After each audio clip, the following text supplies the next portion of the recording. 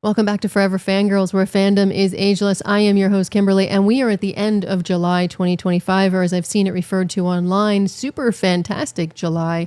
That's because Superman, James Gunn's version, and Fantastic Four First Steps released about 2 weeks apart from one another, so people are comparing it to 2023's Barbenheimer, but it has the internet's daddy, a super pup, to go along with the explosions and toys and billionaires trying to rule the world because of ego and a measuring stick. You don't say. Now, anyway, since Superman and Fantastic Four are in theaters currently, and we do highly recommend you see them both, Sheila and I thought it was a great time to start our top 5 series, starting with the top 5 superhero movies that I've seen in theaters. Now, I'm not going to be including Superman 2025 or Fantastic Four First Steps in this list, and it's simply because I don't want to spoil anybody with any of the information that I'm giving. But if you do want to see our out of theater reviews, I'll link it somewhere. Feel free to click those links, watch those, and come back if you wish. But do me a favor, just like crypto, smash the like and subscribe button so you don't miss our reviews, reactions, or our new top 5 lists. Now, moving on, to be considered for this list, I had 2 simple rules. I had to see the movie in theaters. I mean, I think that's pretty self-explanatory because it's the top 5 films I've actually seen in theaters. Films like Avengers Endgame and Infinity War are just not eligible. Obvious reasons, they can't be eligible. So starting with number 5, we have 2020's Birds of Prey and the Fantabulous Emancipation of Harley Quinn, or Harley Quinn Birds of Prey, or just Birds of Prey, whichever title you're looking at. And I think that's kind of part of the problem, but neither here nor there. The film had a budget of $85.4 million, and I believe it made $205.5 million last time I checked. I know this is a controversial first pick, especially because I know a lot of people in my inner circle hate this film with a passion, but I didn't. And that's mostly because of Margot Robbie. In my opinion, she's the best version of Harley Quinn outside of Kaley Cuoco in HBO's animated series.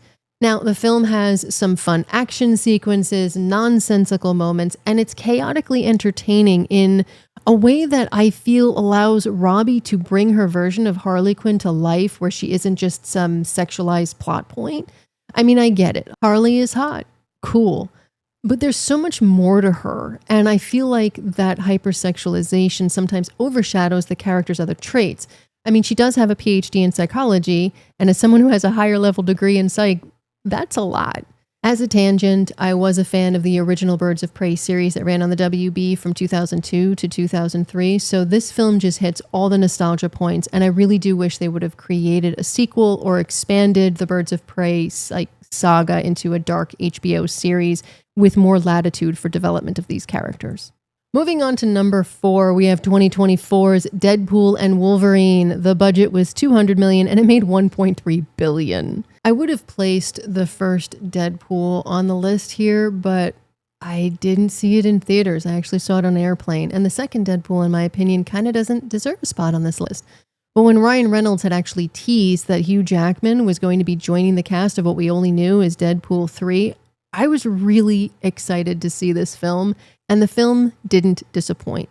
Oh, sure, there's a dance number in the beginning of NSYNC's Bye Bye Bye with parts of Wolverine. Then you've got the fight scene in the minivan where we get a few seconds of the Greatest Showman theme before switching to Grease's You're the One That I Want. It's utter perfection in its idiocy. Add to that the cameos of Wesley Snipes, Channing Tatum finally, and Jennifer Garner, who I really love as Elektra. The film, once again, hits all those nostalgia moments. And then on top of that, you have a montage of when Deadpool is actually looking for Wolverine. And it just makes my comic book heart swell with those sequences. And then you've got the yellow Wolverine outfit. Why did that take so long to show up, Marvel? Just Fox at the time, Marvel now, whatever. Look, the story isn't the best, but that's not why I'm watching this film. The chemistry between the leads is off the charts. The humor, the action, the complete idiocy of it all just works. And not to mention there's Dogpool, and I am a sucker for any movie that has a dog in it. Crypto. Ooh, I almost knocked Crypto over. Crypto. Look, overall, the film is just fun. Don't overthink it. Just grab some snacks, enjoy it with some friends. And now we're going to hit number 3, and it is another controversial choice, but I've got to put 2019's Captain Marvel here. The budget was $160 million, and it made $1.1 billion.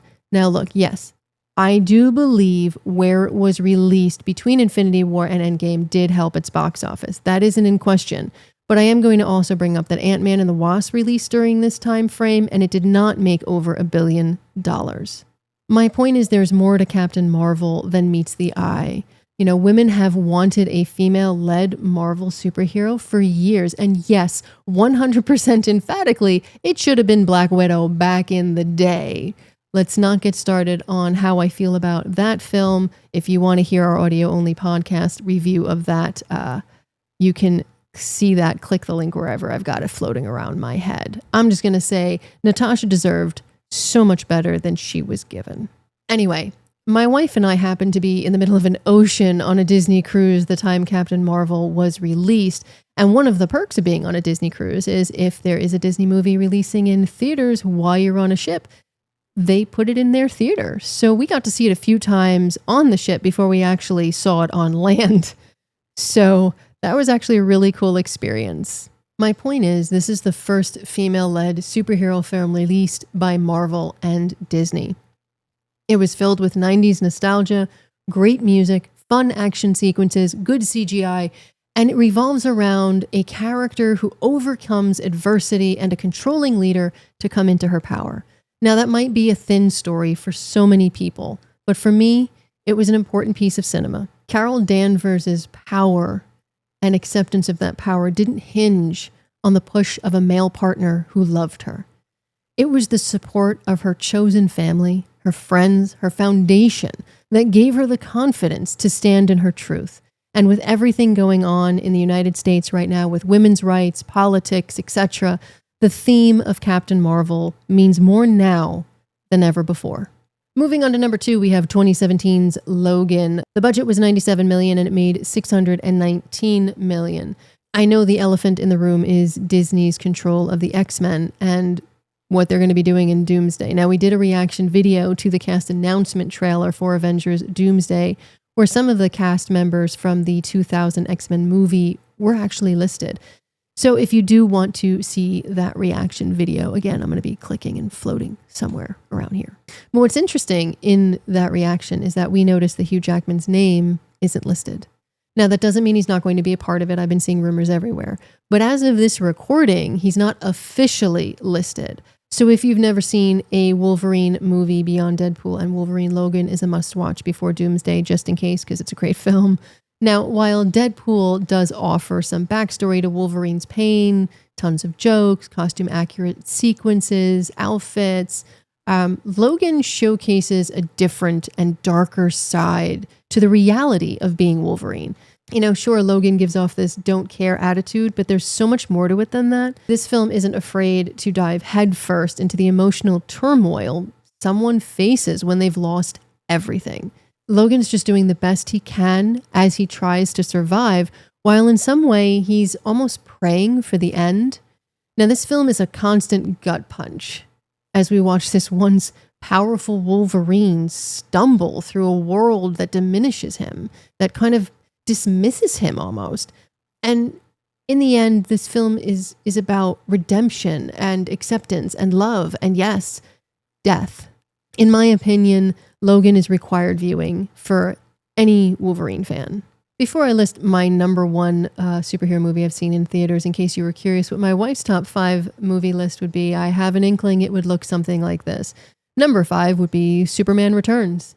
Number 4 would be Man of Steel. Number 3 would be Captain Marvel, because I gotta go something different. Number 2 would be Superman 2025. Now I can actually list this on her list because she doesn't need to follow my rules.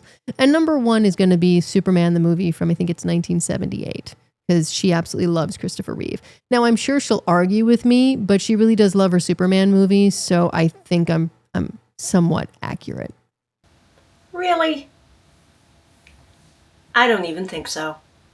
So the number 1 superhero movie that I've actually seen in theaters is going to have to be 2008's The Dark Knight.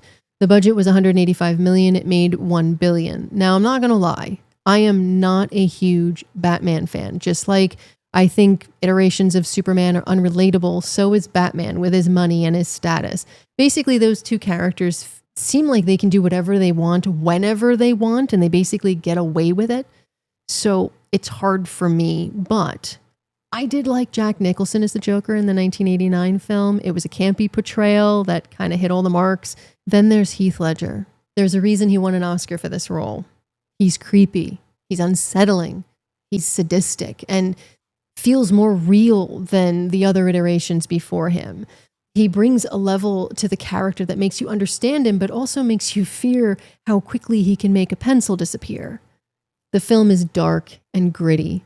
It questions if people are born evil or if they're created by society, and who can we blame for their villainy. It's a layered story, and it's even more relatable now in a world of supervillains that looks like they're the good guys and the supposed villains who just have our best interests at heart. In my opinion, it is a great film. It deserves my number 1 spot, and it is required viewing for any superhero fan. But that's going to do it for my list. I'd love to know your thoughts as well as what your top 5 superhero films you've seen in theaters are. You can leave those in the comments below. And if you do have any suggestions for a top 5 list or want to see our reviews going forward, you can leave it in the comments, hop in our Discord, or follow us on Letterboxd. But until next time, stay safe, be kind, and remember, have a super fantastic summer.